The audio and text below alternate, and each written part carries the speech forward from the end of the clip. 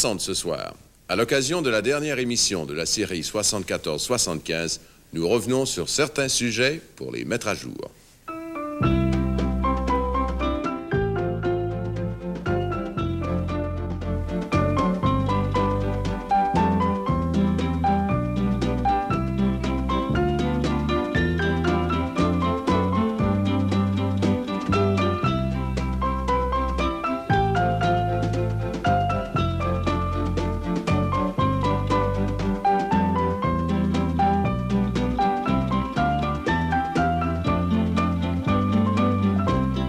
Ici Pierre Nadeau, bonsoir. Nous en sommes maintenant arrivés à la fin de la saison de télévision. Chaque semaine, depuis 10 mois et demi, vous nous avez fait l'honneur et le plaisir d'être nombreux à regarder les reportages notre équipe préparait à votre intention. Une des caractéristiques de cette émission, c'est la réponse qu'elle a suscitée parmi ses téléspectateurs. Il était réconfortant de constater que, dans l'ensemble, nos reportages ne vous ont pas laissé indifférents. Voilà pourquoi, ce soir, nous avons tenu à revenir sur certains de nos sujets qui ont su capter votre intérêt. Michel Pellan et François Brunet ont revu tous les films présentés aux 60 depuis septembre, ce qui leur a suggéré de reprendre certains dossiers pour les actualiser.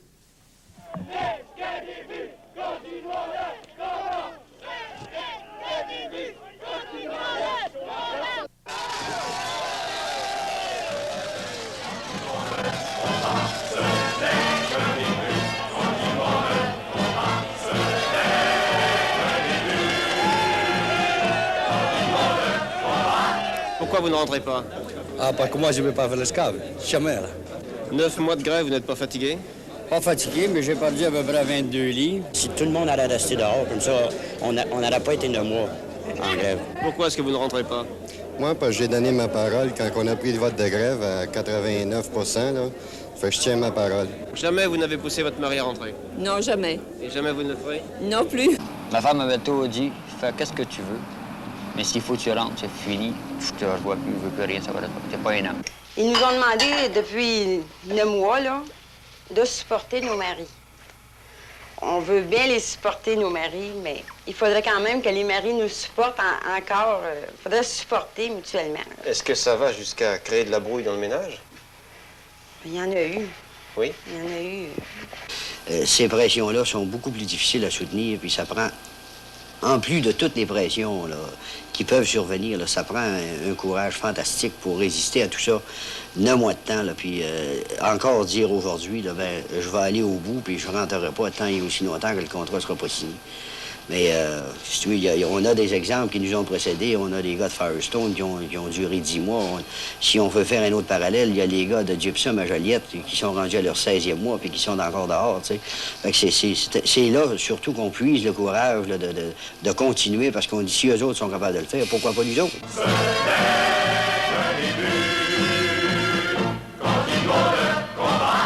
Les policiers sont entrés et les ont matraqués sauvagement. Il y en a sans connaissance à l'intérieur, et maintenant ce sont des gaz lacrymogènes ou je ne sais trop quoi. Alors à l'intérieur, on les corde les uns sur les autres comme des veaux abattus à l'abattoir.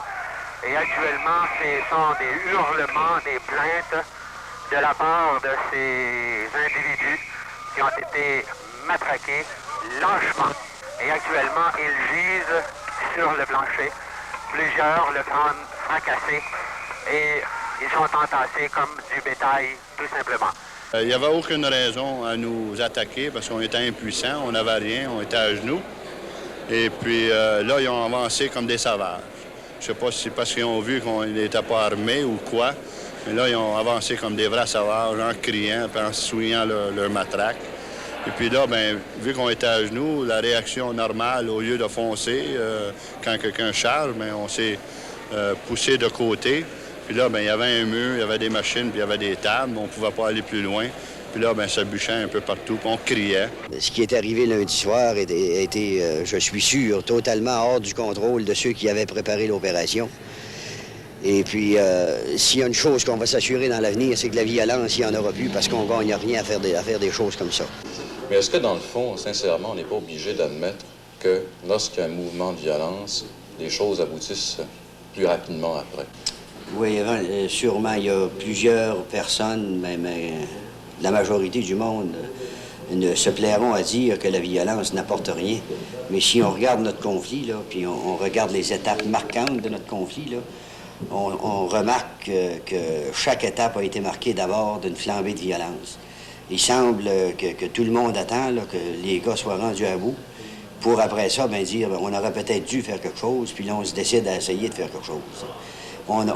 Avant qu'il y ait des flambées de violence, le comité de négociation, puis notre négociateur, Robert Dean, on a fait tous les efforts nécessaires pour essayer d'amener quelqu'un à bouger pour trouver une solution, là. Mais il semble que ces personnes-là ne se sont décidées à bouger seulement qu'après qu'il y avait flambé de violence. Nous sommes aujourd'hui, jeudi le 12 juin. Nous vous souhaitons qu'au moment de la diffusion, tout sera réglé. Je vous remercie pour votre bon souhait. J'espère qu'au moins les mécanismes pour amener un règlement seront en marche à ce moment-là.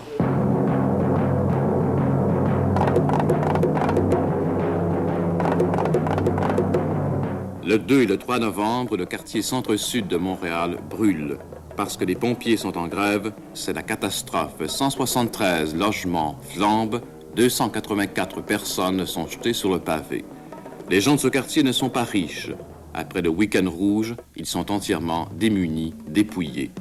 Quand le feu s'est déclaré, qu'est-ce que c'est que vous avez pris avant de partir de chez vous? Il y a bien quelque chose que vous avez accroché au passage? Une statue. Oui. Elle a pris la statue du Sacré-Cœur, elle se promenait avec. C'est ça que vous avez pris? Oui, c'est ça, j'ai Pourquoi? pris. Parce que vous espériez d'une certaine façon que ça protège la maison ou quoi? Aussi? Non, monsieur, j'ai pensé, ça me faisait bien de la peine à la maison. J'ai pensé à moi-même, j'ai dit, précieux sang, sauver tout le monde. Avez-vous suffisamment d'argent de côté, en tout cas, pour vous permettre d'attendre un peu? Non, monsieur. Non, monsieur. Je vais être obligé de faire comme les autres, embarquer sur le social. On sera obligé de faire comme les autres, essayer à se trouver des logements à des prix épouvantables parce qu'on est allé en voir, c'était pas abordable. Qu'est-ce que vous cherchez, madame, ici?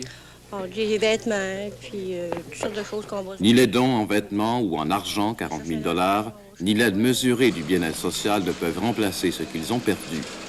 Les victimes sont aujourd'hui relogées. Quelques-unes ont retrouvé une maison dans le quartier où elles ont leurs racines. La majorité se retrouve dans des HLM du quartier ou d'ailleurs. J'ai été 10 ans dans mon logis qui a été sinistré. Et puis, vous savez, quand on est accoutumé d'une place, déreloger le monde, on trouve que ça est sinistré surtout. Moi, nous autres, on vit avec un lit et un bureau dans une chambre. Mais on vivait pas de même, nous autres. On vivait avec 2 bureaux, puis on avait des bibliothèques, il y avait des livres dedans, puis on avait des beaux prélats. Tandis que là, on a des tuiles. Puis ces tuiles-là, c'est tellement dur à laver, là, hein? Puis même à tous les 2 jours, il faudrait laver ça parce que ça vient jaune. Bien, si on avait l'argent voulu de ce qui nous payerait pour notre ménage qui était, bon, on pourrait s'acheter des prélats. Moi, je me dis, là, personnellement, que jamais je pourrais arriver au même à la même étape là, où j'étais avant de passer au feu. Parce que j'ai tellement perdu. En fait, vous avez tout perdu, en fait. J'ai de tout ce que j'avais, là, que je ramassais, si vous voulez, depuis 16 ans, j'ai récolté un frigidaire. Puis mes 3 enfants que j'ai sauvés, leur vie. Mais pas le santé ni le moral. On a de très bons médecins en Gaspésie. Par contre, presque pas. Ils sont peut-être bons, mais ils sont pas nombreux. Ben, ils sont pas nombreux, hein? Ah, on est assez négligé, oui. Oui, on est assez négligé. Bien négligé. Oui. Oui. Alors, je ne suis pas tellement d'accord pour que de jeunes médecins viennent ici simplement pour 1 an ou pour 2 ans, parce qu'ils doivent absolument trouver un remplaçant avant de quitter. Deuxièmement, ça crée un certain stress chez la population, un certain climat d'inquiétude. Depuis un mois que vous êtes seul à soigner tous les patients de la région, avez-vous une idée à peu près du nombre de ceux qui sont passés dans votre bureau? Disons qu'on en voit, au point de vue consultation, 50 par jour. 50 par jour? Oui, à peu près. Sans compter ceux que vous êtes obligés d'aller voir à la maison de temps en temps. Des urgences. Vous êtes fatigué un peu? Légèrement. Hein? Est-ce qu'il vous est arrivé depuis un mois de passer une nuit sans vous faire réveiller? Non. Ici, ça prendrait 3 médecins. Il y a 7000 de population environ. 3 médecins, c'est pas trop. Non. Si je comprends bien, ce qu'on doit vous souhaiter, c'est de trouver 2 camarades le plus tôt possible. Oui. Merci beaucoup. Le docteur Marcoux n'a pas trouvé de camarade. Pour cette raison et d'autres, il a quitté Grande-Vallée il y a 2 mois sans trouver de remplaçant. Parce qu'il n'y a plus de médecins, la pharmacie du CLSC de Grande-Vallée marche au ralenti et risque de fermer ses portes. Les infirmières sont limitées dans leur travail, elles sont moins efficaces car elles ne peuvent plus accomplir certains actes médicaux puisqu'il n'y a plus de médecins pour leur déléguer ce pouvoir et superviser leur travail. La population est plus inquiète que jamais. Est-ce que, par exemple, depuis que le docteur Marcoux est parti, il y a eu des cas tragiques qui sont produits, qui ne se seraient pas produits s'il y avait eu un médecin, là? Disons, des cas tragiques, non, parce qu'en fait, on essaie le plus souvent possible en l'expliquant à la population, en leur disant, bien, s'il y a des problèmes, tout de suite, aller à Gaspé, parce qu'en fait, chez nous, on a seulement des infirmières, et puis, comme ils le savent, ils ne peuvent pas faire grand-chose dans l'absence d'un médecin. Ça aurait pu arriver maintenant, heureusement, ça ne s'est pas produit. La solution, est-ce que ce serait la loi 93? Et en quoi ça pourrait solutionner le problème? Oui, je pense qu'avec la loi 93 là, que le gouvernement va mettre en place à ce moment-là, en donnant des bourses d'études aux étudiants pour qu'ils puissent aller travailler dans des endroits, disons, défavorisés au niveau des praticiens médicaux, à ce moment-là, je pense que d'ici 3 ou 4 ans, les problèmes seront réglés.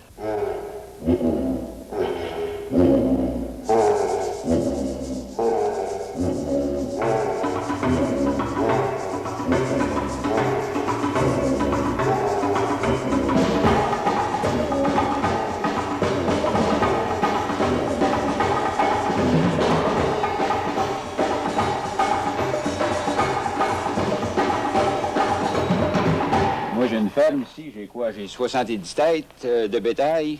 J'élève, j'engraisse 250 cochons. En somme, j'ai rien. Hein? J'ai pas grand-chose. J'ai tout bien 70 000 piastres d'investi. J'ai déjà dit à M. Toupin, puis j'y répète, qu'ils viennent donc ces terres, puis qu'ils viennent donc voir qu'est-ce que c'est.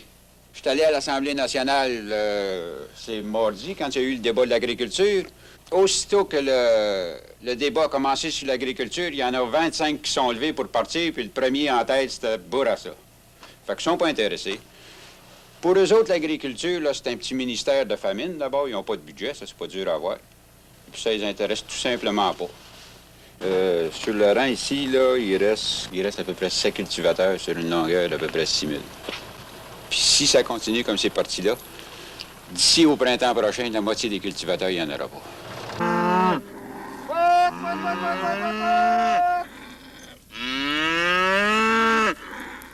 Jacques Gauvreau, quand on vous a rencontré au mois d'octobre, début novembre, ça n'allait pas très bien sur votre ferme. Est-ce que c'est amélioré depuis? Non, disons que depuis ce temps-là, ça n'a pas changé. Ça a resté le même problème. La seule affaire qui est arrivée, c'est qu'on a eu, comme tout le monde sait, je pense, puisqu'ils en font pas mal de publicité, une subvention pour les animaux de boucherie. Ça n'a pas réglé le problème. Même la plupart des gars qui font du bouvillon n'ont pas encore été payés pour. Mais qu'est-ce que vous pouvez faire? À cette époque-là, vous manifestiez votre mécontentement de façon assez radicale, mais finalement, ça n'a pas amené le gouvernement à trouver une solution à ça. Ça n'a pas été... Ben, le gouvernement, ils n'ont pas trouvé de solution, probablement qu'ils ne veulent pas en trouver. On est après se demander si, à un moment donné, il n'y a pas... Tu sais, la senteur de la charogne, là, je pense qu'ils ne regardent pas à la bonne place. La trouve-vous, la charogne? Je pense que la charogne à 2 pattes, là, je pense qu'il y en a bien plus au gouvernement qu'il y en a ailleurs. Vous-même, pour pouvoir arriver aujourd'hui, qu'est-ce que vous devez faire? Bien là, moi, avec les pertes qu'on a eues l'année passée puis qu'on a encore cette année, j'ai été obligé de me trouver un emploi. Qu'est-ce que vous faites? Je suis vendeur dans la machinerie.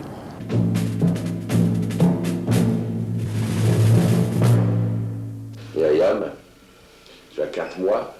Puis toi, tu es canadienne, puisque tu es née ici. Vous, madame, vous êtes immigrante reçue avec tous les documents en bonne et due forme, donc vous pouvez rester ici au Canada. Et puis ce qui est extraordinaire, c'est que vous, monsieur, vous êtes menacé d'expulsion. Je n'ai rien à Haïti, ni travail, ni rien. Je n'ai pas de maison, je n'ai pas d'argent, rien du tout. Et j'ai travaillé ici, je vivais très bien. Je ne retourne pas en Haïti, parce que je n'aime pas l'atmosphère d'Haïti maintenant. C'est un pays malade pour moi. Si je retournais en Haïti, on va me fusiller là. Donc c'est pourquoi j'ai dit non, je pourrais rester ici. Parce vous êtes persuadé qu'on va vous fusiller? Ouais. Beaucoup de ces gens, quand ils rentrent en Haïti, sont en danger réel. On ne sait jamais ce qui peut leur arriver. Ce sont des gens qui ont vécu à l'étranger et quelqu'un qui a vécu à l'étranger est toujours suspect. Et aux yeux du régime, il passe toujours pour quelqu'un qui a des idées révolutionnaires. On va nous considérer comme des gens des politiciens, des communistes, des choses comme ça. Donc, c'est impossible d'y retourner là-bas. Je ne retournerai jamais, jamais en Haïti, quelle que soit ma situation.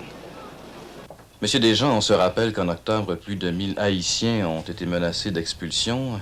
Comment les choses ont évolué depuis? Eh bien, je dois dire que la Cour d'appel a continué à fonctionner normalement et régulièrement, même à un rythme accéléré, et continue de fonctionner jusqu'à présent. Nous pouvons dire que du commencement de ce problème, c'est-à-dire depuis 1973 jusqu'au mois d'octobre, les résultats étaient extrêmement défavorables à ceux qui se présentaient devant la commission d'appel. On peut dire qu'il y avait jusque-là une proportion de 1 ou 2 sur 10 qui étaient acceptés seulement. Tandis qu'à partir de novembre, il y a eu un assouplissement dans les sentences de la commission d'appel, dû en grande partie à ce que l'on a appelé le cas Fan, c'est-à-dire le cas d'un Chinois qui a fait jurisprudence, et également dû au fait que beaucoup de personnes qui se sont présentées devant la commission d'appel avaient pu se marier ou avaient eu l'occasion d'avoir un enfant ou un époux ou un autre statut au Canada. Et si l'époux ou l'épouse avait la résidence, la Cour d'appel accordait plus facilement le droit de débarquement à l'autre conjoint. Donc on peut dire qu'au mois de novembre, et on a eu une proportion de 4 ou 5 sur 10, et avec les CAFAN, d'accepter, et avec les CAFAN, cette proportion a même grimpé jusqu'à 7 ou 7,5 sur 10 pour le mois de décembre et le mois de janvier. C'est une patente d'élection, ça se peut pas. C'est terrible.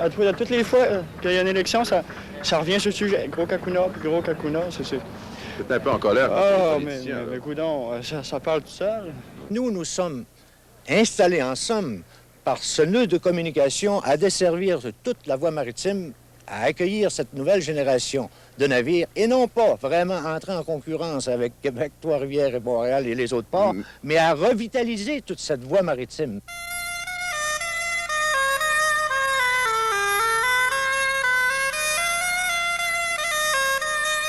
Trois mois se sont passés. C'est l'automne et nous sommes retournés à Gros Kakuna. Apparemment, au mois de juin dernier, M. Gendron, on en était rendu au fil d'arrivée.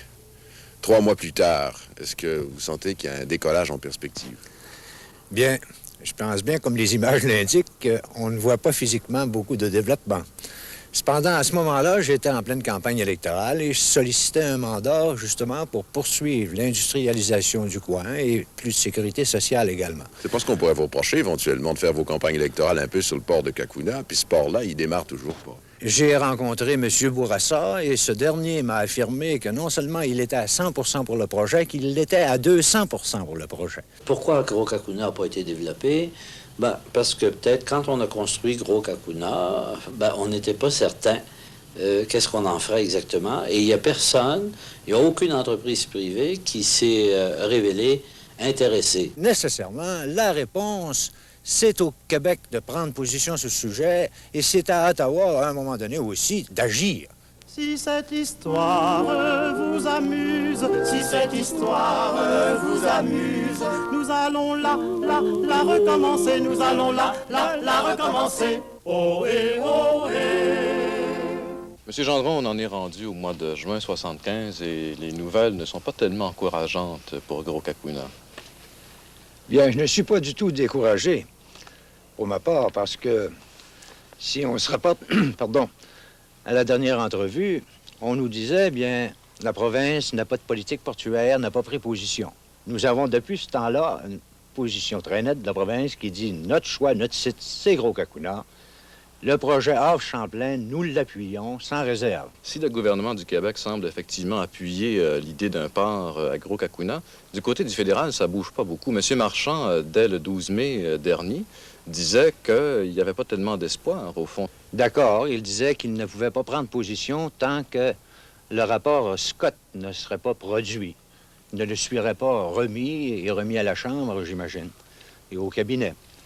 Eh bien, là-dessus, quelles que soient les conclusions du rapport Scott, s'il nous est favorable, mon Dieu, nous applaudissons et on ira de l'avant. S'il ne l'était pas, je crois pour ma part que la province de Québec, qui a connu sa vie, son développement en vertu de la voie maritime, se doit de livrer le combat. Monsieur Gendron, je souhaite que la prochaine fois qu'on viendra, ce sera pour l'inauguration. J'ose espérer et je vous y invite. Merci. Ohé, ohé.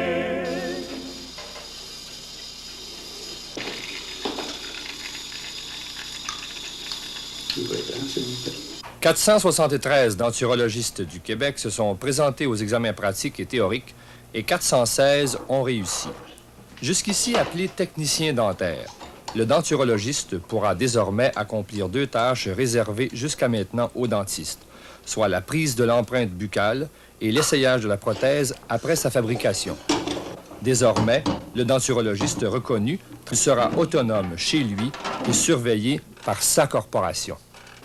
Quand elle ressent une fatigue dans le dos, cette femme de 77 ans va chez son chiro. Il y en a 370 au Québec et 92% ont réussi leurs examens.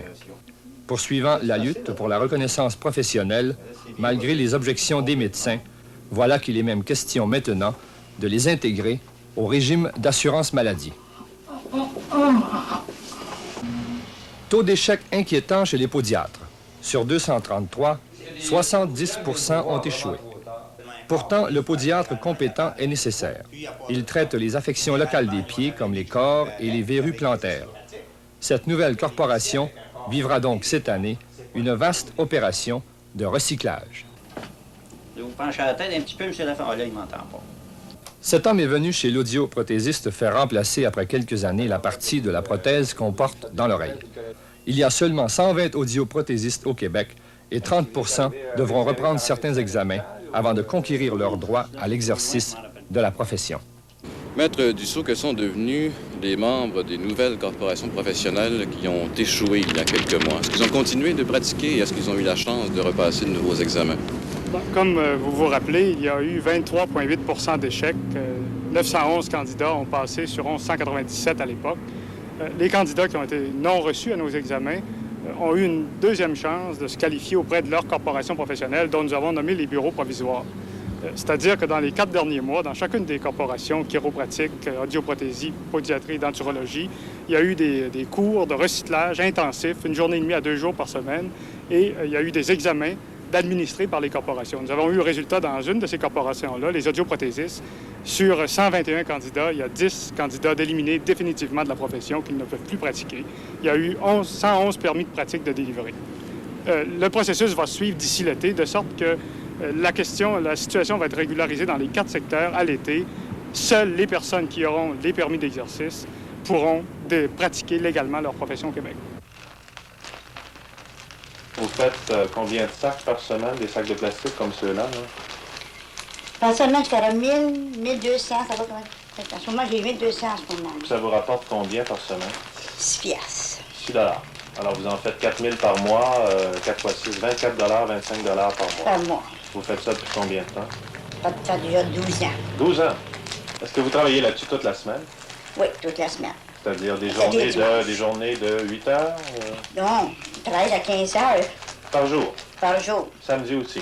Oui, excepté le dimanche. Le dimanche, je ne travaille pas. Vous avez travaillé pour combien de compagnies depuis 12 ans? 3 compagnies. Pourquoi vous avez changé? Parce que ça ne payait pas. Il y a au Québec quelques centaines de personnes comme Mme Dejean qui travaillent à la maison 60 heures par semaine pour 6 $. Ce sont des cas extrêmes. L'arrière-garde la plus exploitée d'une masse de quelques 300 000 non syndiqués qui travaillent pour un peu plus ou un peu moins que le salaire minimum. Il y a au Québec quelques 12 000 serveuses de table, 3 000 à Montréal. Un décret spécial leur assure un salaire de base inférieur au salaire minimum. C'est donc la course au pourboire.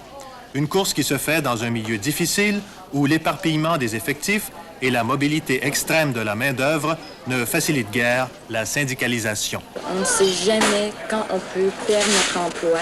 C'est une journée, on rentre, on peut même rentrer et le patron nous dit bon, tu travailles plus ici pour mille une raisons valables et non valables. Et ensuite, c'est qu'on n'a jamais de fin de semaine. On travaille les jours fériés au même salaire. On peut faire 16 ou 18 heures par jour, payé au même tarif. Et le salaire, qu'est-ce que c'est? Toujours le salaire minimum? Le salaire minimum pour la restauration, c'est 1,80 $. Mais il y a beaucoup de restaurants encore qui ne le donnent pas, où les patrons falsifient les registres. Pour le comité paritaire, tout est adéquat, mais la serveuse, il l'enlève sur d'autres formes. Claude Girard, en septembre, on disait que à peu près 60% des travailleurs au Québec n'étaient pas syndiqués. Est-ce que la situation s'est améliorée depuis? On ne peut pas dire que la situation s'est améliorée. Il y a autant de personnes non syndiquées qu'en septembre. Est-ce que, par exemple, dans des cas précis comme celui des waitresses, on a vu qu'il y avait une demoiselle, là, Gladu, qui essayait de syndiquer les waitresses? Qu'est-ce qu'elle est devenue? Est-ce que cette cause-là est plus avancée qu'elle ne l'était? On a tenté avec Mlle Gladu de faire l'organisation des restaurants et des waitresses. La difficulté que nous avons, c'est qu'il faut déposer des requêtes en accréditation par établissement. Et la loi, le Code du travail nous empêche d'une certaine façon de déposer une requête pour couvrir tous les employés de restaurants. Nous, ce qu'on suggérait, c'est que le Code du travail soit amélioré pour couvrir les employés de restaurants ou d'autres groupes d'une même région, d'une même ligne. Il est évident qu'il est préférable d'avoir des auditions publiques que des auditions privées. En octobre et novembre dernier, l'Office des professions tient des audiences publiques pour déterminer, après avoir entendu les groupes intéressés, ce que sera la pharmacie de demain. Les audiences se transforment rapidement en affrontements entre les tenants de la pharmacie professionnelle traditionnelle et ceux de la pharmacie d'escompte, de la pharmacie bazar. C'est un pharmacie pour la QPP, il faut appuyer la QPP. Deux principes fondamentaux en cause, la publicité et l'aménagement intérieur de la pharmacie qui doit permettre des rapports confidentiels entre le pharmacien et le client. Le plus farouche défenseur de la pharmacie spécialisée, l'Association des pharmaciens propriétaires du Québec, déclare la guerre aux hypermarchés de la pilule et des ballons de plage. La bataille n'est pas terminée. La bataille, elle commence. Nous allons gagner cette manche. Monsieur Comtois, pour vous, en novembre, la bataille commençait depuis. Il y a eu l'acceptation de principe de 2 règlements pour les pharmacies concernant, 1, la publicité et aussi l'aménagement des lieux. Avec ces 2 principes, est-ce que la bataille est gagnée ou s'il reste encore beaucoup de batailles à livrer? Je pense bien que la bataille ne fait que commencer, en fait. C'est un premier résultat, c'est le rapport de l'Office des professions. Il reste maintenant à obtenir l'adhésion du gouvernement ou l'approbation de ces règlements par le Conseil des ministres de la province de Québec. Ce qui n'est pas encore fait, et ça fait 4 mois maintenant qu'on attend. J'avoue franchement que les pharmaciens sont un peu déçus que le gouvernement prenne autant de temps pour ces décisions. L'avenir, finalement, avec les nouveaux règlements, avec ce que vous pouvez prévoir, il est à quel type de pharmacie? Qui va gagner? J'ai encore confiance et je demeure optimiste malgré tout ce lobbying qui peut se faire, malgré toute cette puissance de l'argent. Un jour ou l'autre, on gagnera de quelque façon que ce soit, mais un jour ou l'autre, on gagnera sûrement. Et s'il le faut, nous demanderons une enquête comme celle de la SECO sur tout le problème du médicament actuellement. Vous savez, si on faisait une enquête sur le médicament actuellement, sur la distribution, sur l'industrie pharmaceutique actuellement dans le Canada, dans l'Amérique du Nord, on aurait peut-être de plus grandes surprises que celles qu'on a eues aux enquêtes de la SECO. Voulez-vous dire qu'il y a aussi des médicaments avariés? Ça serait fort possible. Si vous avez lu les journaux, vous avez vu que certains personnages se sont déjà intéressés à l'industrie du médicament, parce qu'il semble qu'au niveau de la manufacturation, ce sera aussi très rentable. Voilà en effet une excellente suggestion d'enquête pour la SECO. Parce que s'il fallait se résigner à manger de la mauvaise viande, encore faudrait-il être sûr des médicaments sur lesquels se rabattre. Nous reviendrons tout à l'heure à la revue des événements qui nous ont touchés de très près. Pour le moment, faisons le point sur certains conflits internationaux dont il a été fréquemment fait mention depuis le début de la saison qui se termine ce soir. Un peu sans doute pour éponger l'amertume de l'écrasante défaite de juin 1967, le président Sadat d'Égypte a choisi le 5 juin pour rouvrir le canal de Suez à la navigation. Il aura fallu 8 ans et une autre guerre, celle d'octobre 73, pour en arriver à ce résultat. L'ouverture de cette voie d'eau, de Suez à Port Saïd, est le fruit d'une négociation avec Israël par Kissinger interposé. Un pas modeste, mais un pas tout de même vers une difficile paix dans cette région du monde. D'autant que les Israéliens ont accepté de replier leur ligne de défense plus loin dans le Sinaï. Mais il faut se garder d'être trop optimiste. Depuis la guerre du Kippour, les stocks d'armes se sont largement reconstitués. Ainsi, sur le Golan, les casques bleus forment un bien mince tampon symbolique entre Syriens et Israéliens, maintenant armés de fusées sol-sol qui peuvent atteindre le cœur des villes. Le règlement de la question du Golan est un préalable à la paix.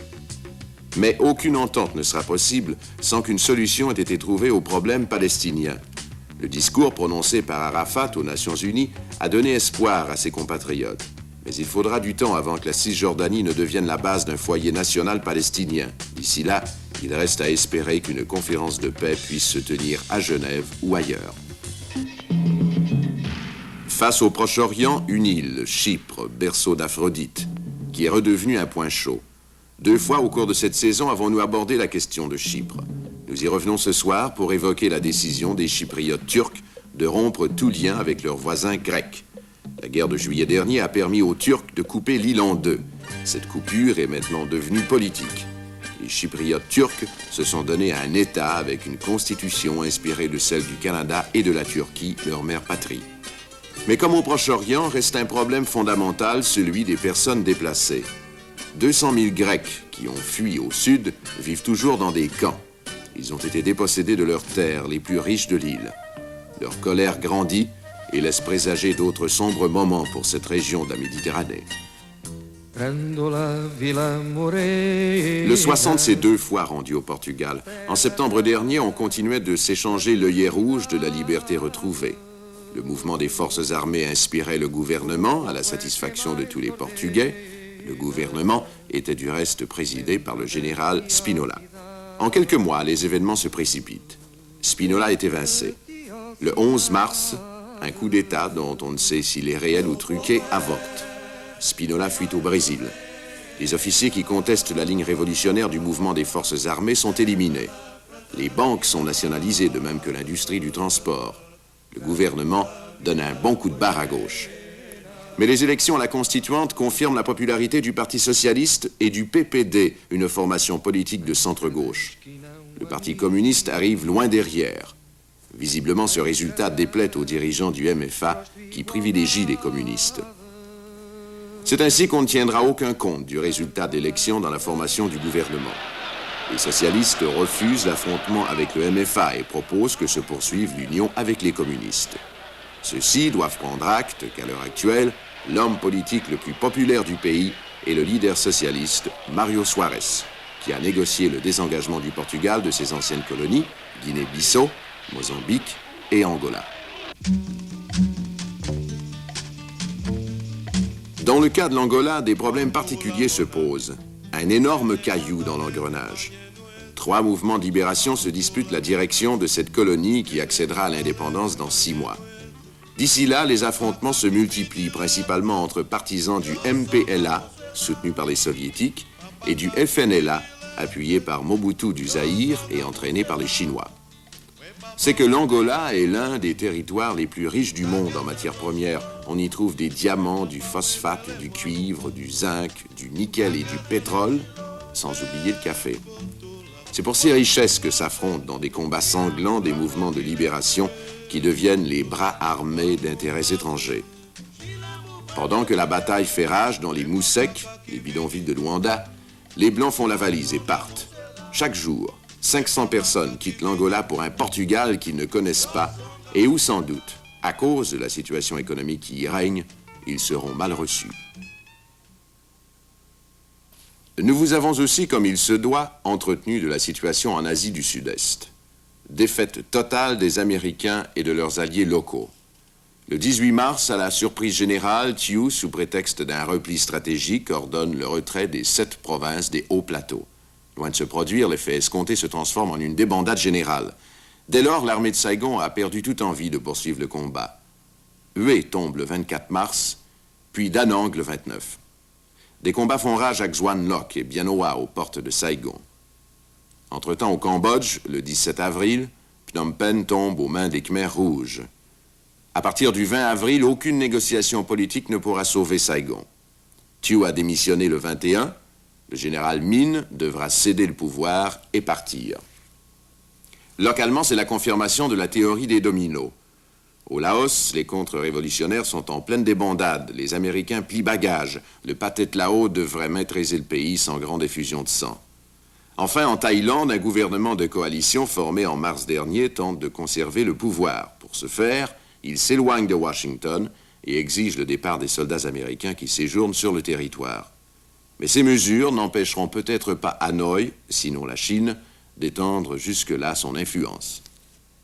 Résumer une saison de télévision en 1 heure n'est pas chose facile. Vous trouverez peut-être comme nous que cette parenthèse de sujets internationaux fut bien brève. Mais il faut revenir à des dossiers, d'une certaine façon, peut-être un peu plus près de nous, encore que tous les sujets se touchent. Qui, par exemple, oserait dire qu'il n'y ait aucun rapport entre la situation au Moyen-Orient ou au Vietnam et les problèmes économiques des États-Unis que symbolise particulièrement la crise de l'automobile.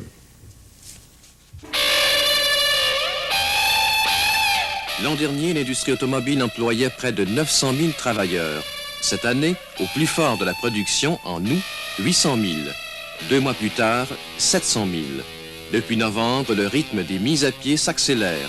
Plus de 150 000 autres travailleurs sont renvoyés, temporairement ou pour une période indéterminée.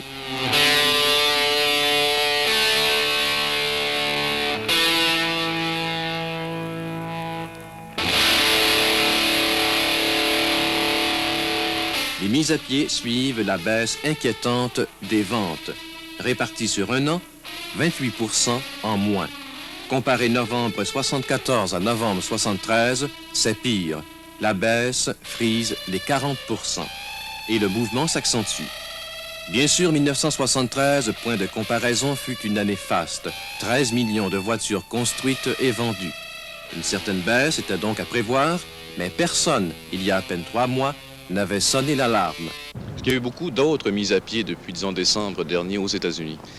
Il y en a eu des mises à pied, il y en a eu d'autres de nature temporaire, mais la situation sûrement n'est pas améliorée aux États-Unis. Et dans quelle mesure cette crise a eu des répercussions au Canada et peut-être plus particulièrement au Québec, à Sainte-Thérèse? Bien, premièrement, en 1974, le marché canadien n'a pas subi la même baisse que le marché américain. Les ventes au Canada ont demeuré stables. Et même dans les 4 premiers mois de 1975, n'ont baissé que de 2 % sur l'année dernière. Alors, les mises à pied au Canada, qui se chiffrent actuellement dans l'industrie de fabrication d'autos et de pièces, se chiffrent approximativement à 13 %, de 9 à 13 % de la force ouvrière. Les mises à pied au Canada sont plutôt dues à la baisse du marché américain parce qu'on exporte de voitures finies aux États-Unis en assez grand nombre. Et quelles régions du Canada sont les plus affectées? Évidemment, Windsor, Oshawa, Oakville et les centres des grandes usines d'automobiles en Ontario. Au Québec, on était plutôt chanceux dans le sens que l'usine de Sainte-Thérèse de la General Motors est la seule usine qui fabrique le modèle d'auto qu'il fabrique actuellement.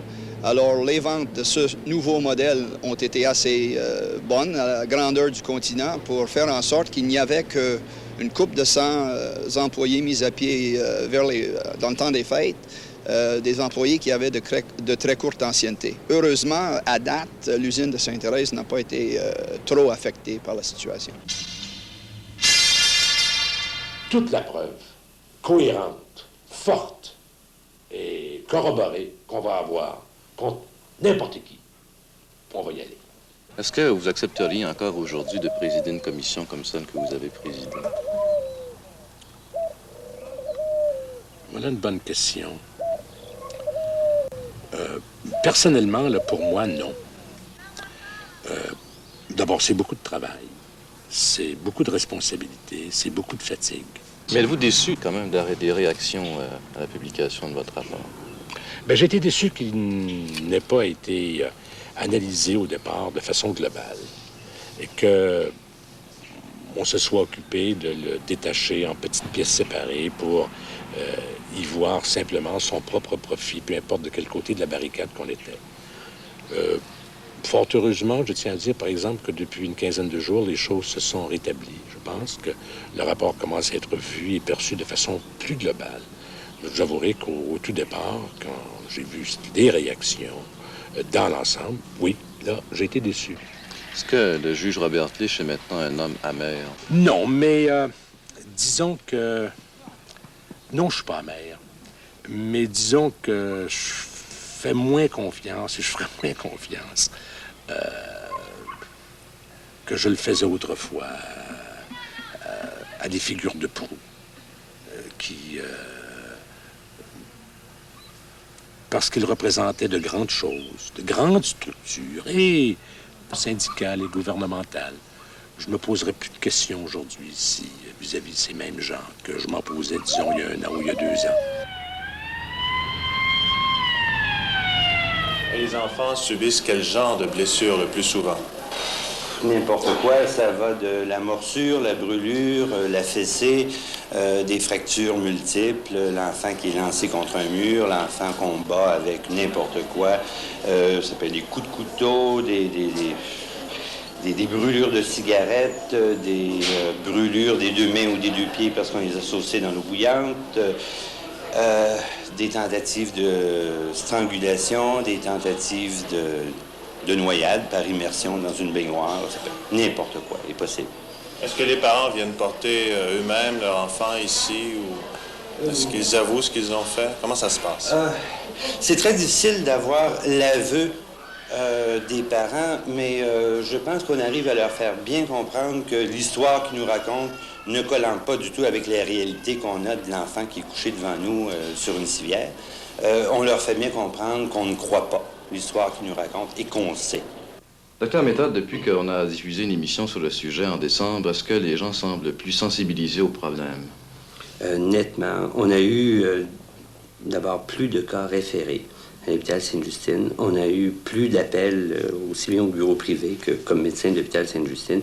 J'ai eu, disons, un certain nombre d'appels qui étaient avant très rares et qui sont de plus en plus fréquents. Il existe maintenant un comité de 10 membres pour la protection des enfants maltraités. Qu'est-ce que ça va apporter de plus pour protéger les enfants?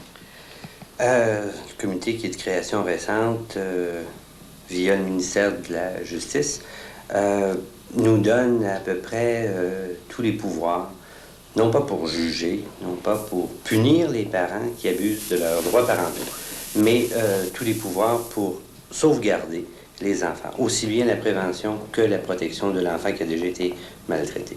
Mais vous avez des pouvoirs légaux. Est-ce que vous devenez une espèce de tribunal avec des pouvoirs de sanction? Absolument pas.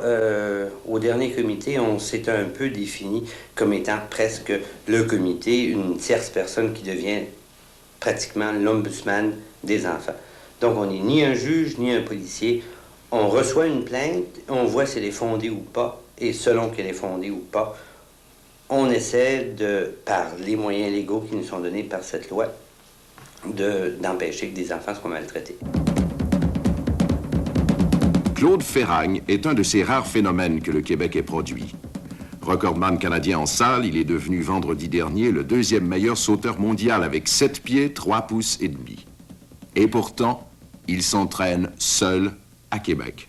Avez-vous assez d'argent pour assurer votre entraînement? Il faut sûrement aller à sec en ce qui concerne le côté monétaire. Je vais pas faire de... Êtes-vous subventionné par le gouvernement? Ouais, j'ai 1800$, mais il faut que je paye mon logement, ma nourriture, tout ça. Pierre Saint-Jean est au Canada le meilleur haltérophile dans la classe des mi-lourds. Saint-Jean a toujours eu des problèmes d'argent. Plusieurs fois, il a pensé abandonner. En décembre, il a fallu que j'emprunte 700$ pour pouvoir continuer à m'entraîner pour les Olympiques. Qu'est-ce que vous avez mangé depuis 3 jours? Depuis 3 jours, pas beaucoup. C'est-à-dire, soyez franc. Soyons francs. Des toasts. Un peu de... un petit sandwich ici et là, c'est tout. Pas de messe solide? Rien de soutenant. Pourquoi? Un manque d'argent, principalement. Est-ce que vous êtes révolté un peu de voir que vous travaillez très fort? Vous êtes le 3e meilleur lanceur de javelot au Canada. Vous voulez participer aux Olympiques de 76. Et puis de voir qu'on dépense par ailleurs tellement d'argent sous prétexte d'assurer le succès de ces Jeux. On s'entraîne dans des conditions qui sont ridicules. C'est vraiment le mot, faut le dire, c'est ridicule. On a un centre d'entraînement qui est fantastique, qui n'a absolument rien dedans, qui nous permet justement de nous entraîner adéquatement. C'est une situation qui est insoutenable en ce moment, surtout à l'approche à 20 mois des Jeux olympiques. Ça porte au découragement un peu, ça? Oui, énormément. Des fois, vous voulez abandonner, peut-être? Personnellement, je ne voudrais pas abandonner, mais peut-être que je vais être obligé, sans vous le voir, d'abandonner. André Lajoie, quand on vous a rencontré au mois de janvier, ça allait mal. Est-ce que la situation est aussi révoltante aujourd'hui? Est-ce que vous pensez toujours que vous serez obligé d'abandonner? Dans mon cas particulier, non. Je pense qu'en ce moment, tout est réglé. Enfin, c'est réglé, je dirais, à 90 % en ce qui concerne le point de vue monétaire, en ce qui concerne le point de vue tranquillité d'esprit pour l'entraînement. Comment ça s'est réglé, l'aspect financier? Grâce à vraiment la charité d'un club social qui est dans mon bout, c'est-à-dire la Ville-la-Salle, le club Richelieu-la-Salle, qui ont bien voulu m'aider au point de vue financier à pouvoir poursuivre mon entraînement. Au fond, vous êtes un privilégié et la majorité des autres se débattent dans les mêmes problèmes qu'ils avaient au mois de janvier quand on les a Sensiblement les mêmes problèmes. C'est de valeur parce qu'il y a beaucoup de bons éléments qui sont là. Ils ne pourront pas atteindre les standards Définitivement pas. Pas dans les conditions qui sont en ce moment. Sur le plan des facilités d'entraînement, est-ce qu'il manque encore de matériel? C'est quand même assez drôle parce que tout de suite après cette émission-là qu'on a fait, je sais pas, on dirait que le matériel est tombé du ciel. C'est-à-dire qu'il y a certains appareils qu'on avait besoin qui sont soudainement arrivés, comme ça. Je comprends absolument rien sur ça. Madame Kingwell, depuis quand est-ce qu'il est en prison, votre fils? Depuis la mi-septembre. Qu'est-ce qu'on lui reproche? Use of hash, qui serait de hashish. Jerry Kingwell est un jeune homme comme tant d'autres. En décembre 1973, il part pour un long périple outre-mer qui le conduira de l'Angleterre à la Grèce, où sa découverte du vaste monde tourne à la catastrophe. En effet, en septembre dernier, il est arrêté à Athènes en compagnie de 2 Français et d'un Britannique, accusés d'avoir fumé du hash.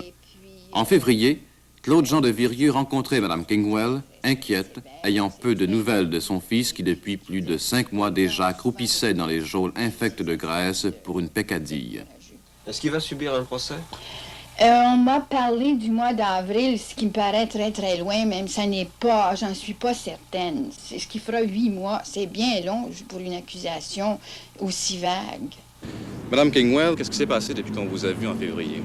Justement, au mois d'avril, on nous a avisé d'Athènes que le procès avait été remis au 26 mai.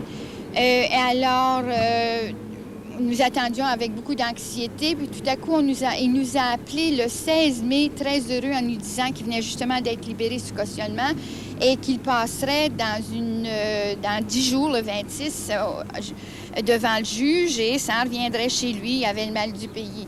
Alors, nous attendions avec beaucoup d'anxiété ce qui arriverait, mais comme il me disait, il n'avait rien fait à part de fumer, alors on n'était pas inquiets. Mais tout à coup, nous attendions toute la journée du 26 et on a eu l'amabilité de m'appeler le jour même d'Ottawa, les affaires extérieures, en me disant que les nouvelles n'étaient pas tellement bonnes. Alors, la mauvaise nouvelle, c'est qu'il a été le seul à se montrer devant la barre. Vu qu'il y avait d'autres accusés étrangers qui devaient avec lui comparaître. Que ce serait remis vers août, septembre ou octobre, ce qui est très loin. Avez-vous l'impression que s'il était plus fortuné, s'il avait eu de l'argent, il aurait pu s'en sortir plus facilement? C'est bien difficile à vous dire oui ou non, mais j'ai entendu de très belles histoires véridiques, hélas, et puis ces questions de rançon. Je ne parle pas de la Grèce, mais vous savez, il y a beaucoup de rumeurs, mais je sais qu'il y en a un qui a été le fils d'un ministre fédéral qui a été relâché pour une très belle grosse somme. Il y a à peine quelques minutes, nous apprenions de sources officielles que le ministre de l'Industrie et du Commerce, M. Saint-Pierre, venait de donner le feu vert à la relance éventuelle de l'usine Tricophile à Saint-Jérôme.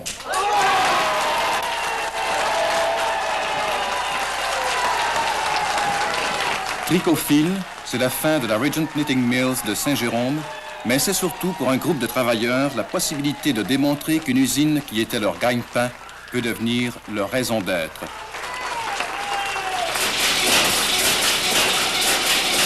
C'est l'aboutissement d'une lutte d'ouvriers qui ont plus de 20 ans d'ancienneté, plus de 40 ans d'âge. Ils peuvent, à leur façon, prouver qu'il existe une solution humaine et originale pour contrer un mal courant au Québec, la fermeture d'usines que les propriétaires, après en avoir tiré de confortables profits pendant des années, décident de liquider pour des raisons comptables. À soir, j'en ai vu pleurer quand Fernand a parlé. Moi, avec, d'ailleurs, je pleure actuellement. Mais parce qu'on l'a gagné, la crise de bataille. On l'a gagné parce qu'on s'est battus ensemble. Ça n'a pas été facile, c'était dur. Très dur. Ça va être encore dur, mais le pire est fait. Ce qui était important, c'est qu'il fallait avoir le feu vert, puis on l'a eu. On l'a eu grâce à notre solidarité. Puis notre solidarité va faire qu'elle se continue, parce que les problèmes sont loin d'être réglés encore. Il y a toute une usine à mettre en marche. Mais au moins, on vient d'avoir une réponse du gouvernement pour dire oui, les ouvriers ils ont le droit de travailler ensemble pour vouloir partir une usine. Pour la première fois depuis que l'usine a fermé le 7 juin de façon si sauvage, je commence à voir le ciel, je commence à voir le soleil pour nous autres, puis on l'a mérité en maudit. Merci tout le monde.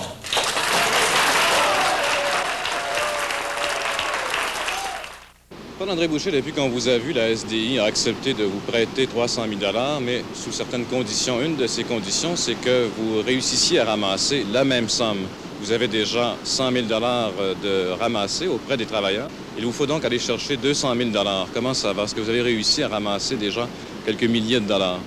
Évidemment, il y a la période de l'été, mais on est en train de faire le tour des syndicats. Et aussi, bien sûr, on est en train de faire le tour du mouvement coopératif de jardins. À cet effet-là, justement, on prévoit des rencontres ces jours-ci. Et il y a tout le milieu jérômien qui est actuellement sensibilisé. On a déjà ramassé là, au-delà de 6 000 $, rien qu'au niveau de Saint-Jérôme comme tel. Ça fait plusieurs mois que vous travaillez à ce projet-là. Est-ce qu'il n'y aura pas une date limite? Si on regarde d'autres expériences, comme Cabano, par exemple, comme Cabano qui a tout de même pris au-delà de 3 ans. Tembec qui a pris pratiquement 2 années complètes. Nous autres, ça nous a pris 1 an, on peut dire, dans le sens que l'usine est rouverte. Il y a des contrats qui commencent à l'entrée. Évidemment, ça ne rentre pas, on va dire, à la pleine porte, mais ça commence à bouger. On a des agents de marketing très sérieux intéressés à faire l'affaire avec nous autres. Les cours qui vont se mettre en place pour donner le rodage qui nous manque, le définitif, pour entreprendre la production. Donc, moi, je figure là bien qu'au début de l'automne, qu'on attaque de plein front la saison de printemps 76, puis tout devrait être en marche. Évidemment, c'est petit capital action, il lui répond pas à ça, là, c'est une autre histoire. J'ai bon espoir que ça devrait répondre. Georges Andoutil, juge de la Cour de session de paix, domicile à 524 rue Laflamme, Tachon-Maine, jure que je serai loyal et porterai vraie allégeance à l'autorité constituée et que je remplirai les devoirs de mon office de membre additionnel de la Commission de police du Québec avec honnêteté et justice, ainsi que Dieu me soit en aide. Est-ce que ça correspondait à une espèce d'idéal pour vous que de devenir juge? Je vais être franc avec vous. Oui. Oui, je vais vous dire oui.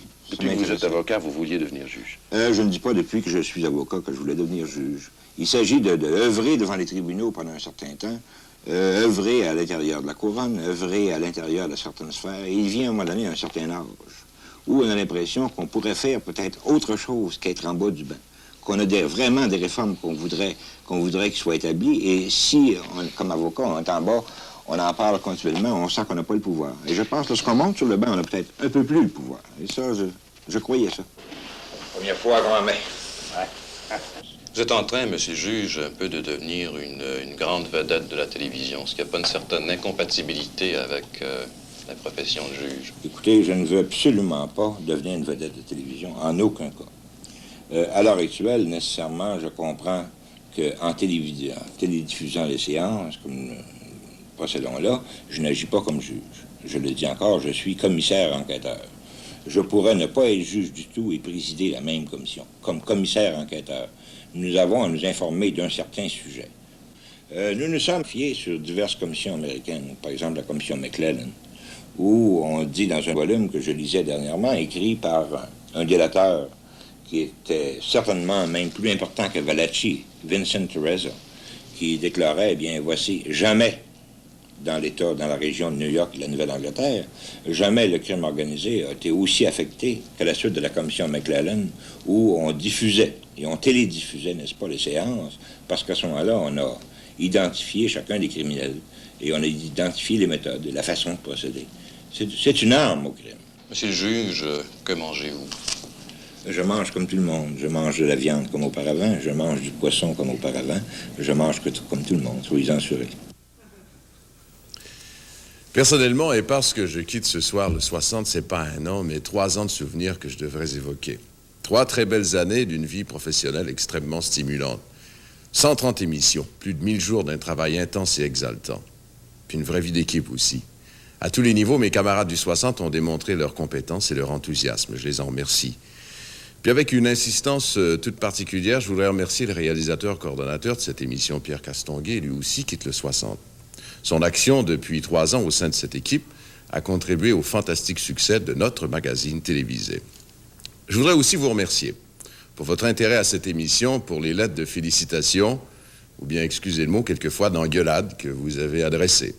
L'intérêt des jeunes, surtout, nous a beaucoup touchés, comme celui de ceux qui, jusqu'à maintenant, ne s'étaient pas beaucoup intéressés aux émissions d'information. Voilà, Castonguay et moi, nous partons, mais le 60 ne tombe pas. En septembre, André Payette et le réalisateur François Brunet prendront la relève. Je vous invite à être au rendez-vous. Bonnes vacances et à bientôt.